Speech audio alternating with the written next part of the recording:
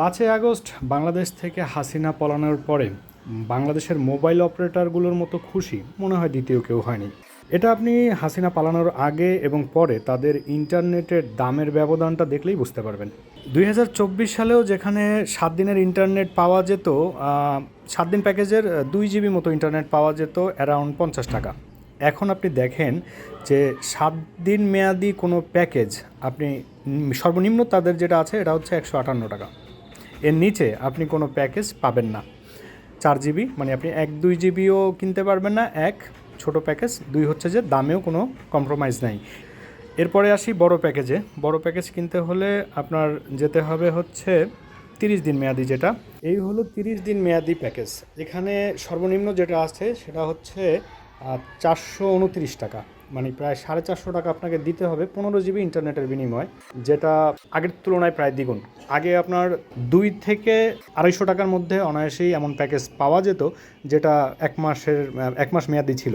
তো এখন ইন্টারনেটের প্যাকেজের দামগুলো প্রায় বাংলাদেশের সব মোবাইল অপারেটরগুলো ডাকাতের মতো দ্বিগুণ করে ফেলছে।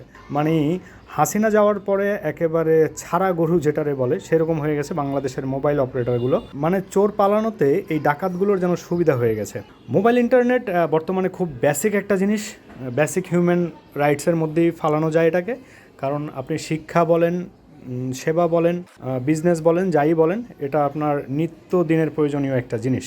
এমন মৌলিক একটা চাহিদার জিনিসের দাম এত কিভাবে হয়, তাও আবার আমাদের মতো নিম্ন আয়ের দেশের মানুষের।